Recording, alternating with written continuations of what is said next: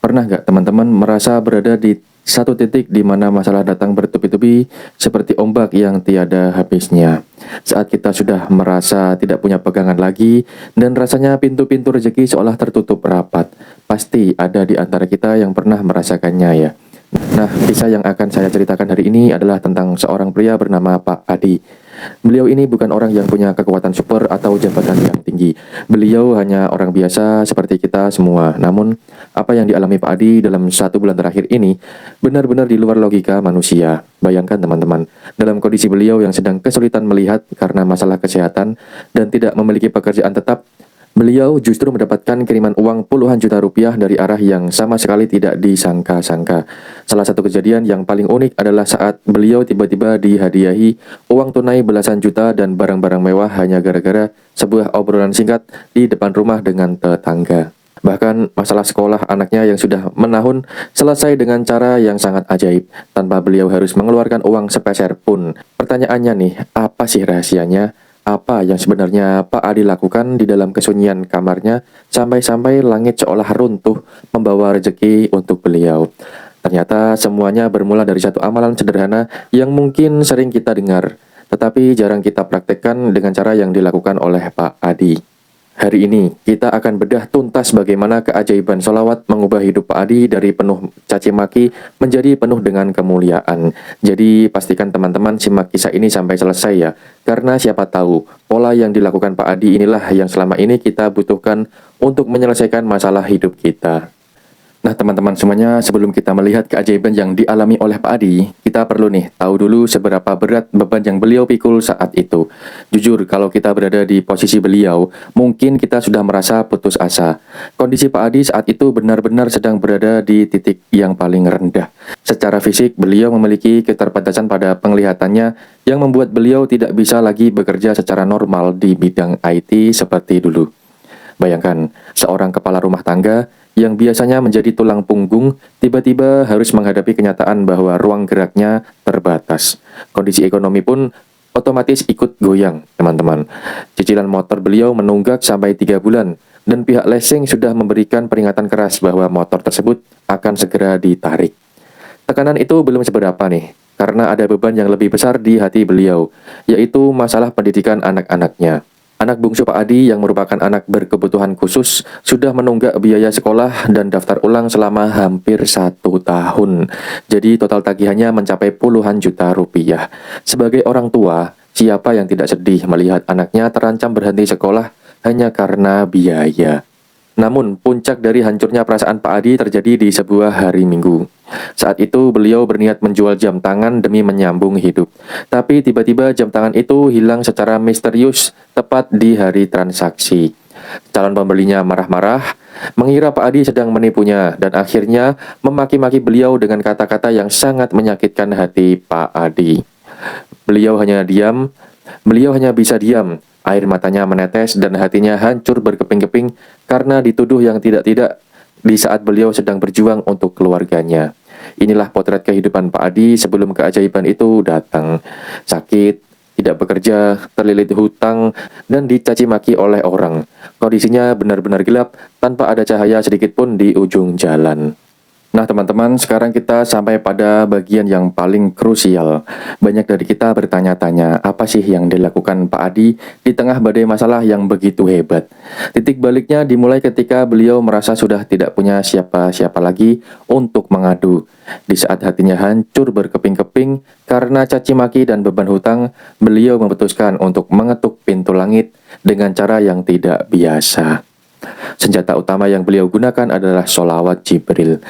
Nah teman-teman yang dirahmati oleh Allah Subhanahu wa Ta'ala, Pak Adi ini punya disiplin yang luar biasa. Dalam kesehariannya, beliau mendawamkan sholawat Jibril sebanyak 5.000 kali setiap habis subuh dan 5.000 kali lagi setiap habis asar.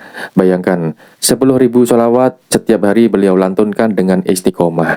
Namun pada hari di mana beliau dihina dan merasa paling terpuruk, beliau melepaskan semua hitungan. Beliau bersolawat dari jam 10 pagi, lanjut terus setelah duhur, sambung lagi setelah asar, bahkan hingga maghrib dan isya tanpa henti. Bagi Pak Adi, solawat bukan lagi sekedar angka, tetapi sudah menjadi nafas untuk menenangkan jiwanya yang sedang terguncang. Beliau menguji diri di kamar, tidak nafsu makan, dan hanya ingin terus bersolawat sampai rasa sakit di hatinya hilang.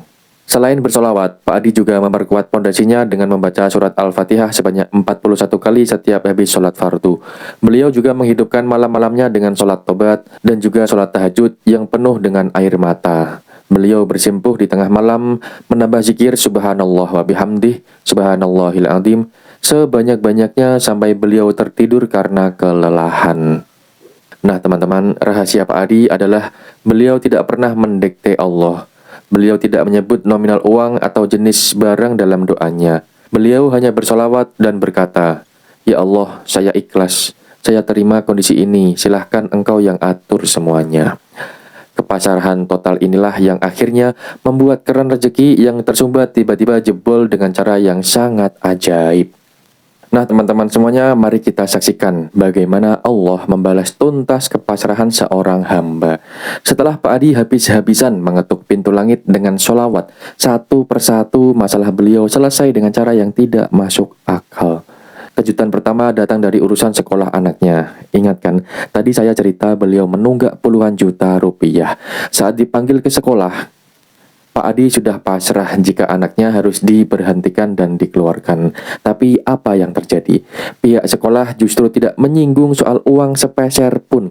Malah mereka meminta anak Pak Adi tetap sekolah sampai lulus. Dan semua tunggakannya dianggap sudah selesai dan lunas begitu saja. Pak Adi sampai terpaku. Tidak bisa berkata-kata, hanya bisa menangis haru karena beban puluhan juta itu diangkat oleh Allah melalui hati sang kepala sekolah. Inilah bukti bahwa sholawat bisa membolak-balikan hati manusia sedingin apapun, tetapi kejutan itu tidak berhenti di situ saja teman-teman. Kita geser ke kejadian yang lebih fenomenal. Suatu sore, tetangga belakang rumah Pak Adi yang sudah bertahun-tahun tidak mengobrol akrab, tiba-tiba memanggil beliau. Tanpa ada angin atau hujan, tetangga ini membelikan ring basket mahal dan sepatu bermerek seharga jutaan rupiah untuk anak Pak Adi. Dan yang membuat kita geleng-geleng kepala nih, di dalam kotak sepatu itu diselipkan uang tunai belasan juta rupiah.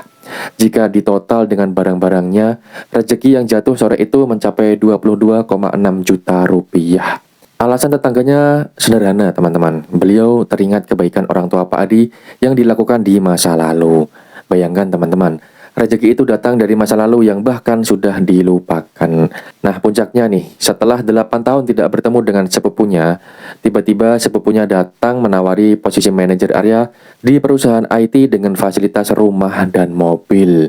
Dalam 1 bulan, dari orang yang dicaci maki karena tidak punya uang, Pak Adi berubah menjadi orang yang banjir tawaran pekerjaan dan rezeki secara tunai puluhan juta rupiah. Nah teman-teman, itulah cara Allah bekerja. Saat kita sibuk memuliakan Nabi dengan bersolawat, Allah juga sibuk membereskan urusan-urusan kita. Teman-temanku semuanya yang dirahmati oleh Allah Subhanahu wa Ta'ala, apa yang dialami oleh Pak Adi ini adalah pesan cinta dari Allah untuk kita semua. Terkadang kita terlalu sibuk mencari solusi ke sana kemari, mengetuk pintu manusia, sampai lupa bahwa ada satu pintu yang tidak pernah terkunci, yaitu pintu-pintu rahmatnya Allah melalui sholawat kepada baginda Nabi Muhammad Sallallahu Alaihi Wasallam. Dari kisah Pak Adi kita belajar bahwa keajaiban itu tidak datang kepada orang-orang yang hanya sekedar mencoba-coba bersolawat, tetapi keajaiban itu datang kepada mereka yang menjadikan sholawat sebagai kebiasaan yang rutin dijalankan saat dunianya sedang tidak baik-baik saja. Ingat ya teman-teman, jangan hitung-hitungan sama Allah. Pak Adi sudah membuktikan saat beliau melepaskan semua keinginan duniawinya dan fokus hanya untuk menenangkan hati melalui sholawat. Justru disitulah dunia datang mengejar beliau. Rezeki puluhan juta, urusan sekolah anak yang tuntas, hingga tawaran mengisi pekerjaan yang bergengsi, itu semua hanyalah hadiah kecil dari Allah atas kesabaran dan istiqomah beliau. Nah, bagi teman-teman yang hari ini mungkin sedang merasakan beban yang sama beratnya dengan Pak Adi, atau mungkin sedang merasa buntu dan tidak tahu harus berbuat apa, yuk kita mulai bersolawat kepada Nabi Muhammad Sallallahu Alaihi Wasallam. Mulai saja dulu meski hati masih terasa berat, karena kita tidak pernah tahu, mungkin di solawatmu yang ke-1000 atau ke-10.000 itulah Allah sedang menyiapkan skenario terbaik untuk mengubah hidup kita 180 derajat. Nah, teman-teman semuanya, terima kasih ya sudah menonton video ini sampai selesai. Saya sangat berharap video ini bisa menjadi wasilah kebaikan untuk kita semua. Jangan lupa untuk membagikan video ini kepada orang-orang yang tersayang, karena siapa tahu ada teman atau saudara kita yang sedang butuh penguat hati seperti kisah Pak Adi hari ini. Sampai jumpa di video berikutnya. Kita tutup video ini dengan doa kafaratul majlis. Subhanakallahumma wa bihamdika asyhadu an la ilaha illa anta astaghfiruka wa atubu ilaik. Wassalamualaikum warahmatullahi wabarakatuh.